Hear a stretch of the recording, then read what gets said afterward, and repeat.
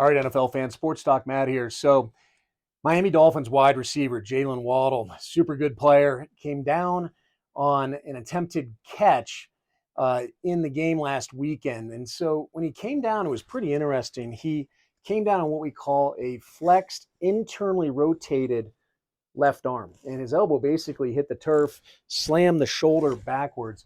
And that's a classic mechanism for what we call posterior shoulder instability or instability in the back of the shoulder joint. What happens here is the shoulder is forward, it's a little bit rotated internally, and as it comes down, it slams down and puts a lot of pressure on the back labrum here, which helps keep the shoulder joint in place. And it's like a O-ring in the socket of the shoulder called the labrum. And so what happens is you can get a tear of that posterior labrum. It's very common in football players. Why?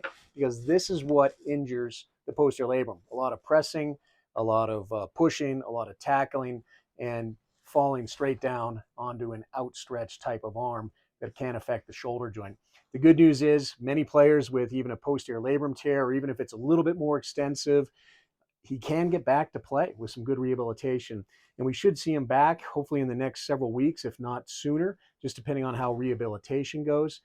Sometimes these need surgery in the off season.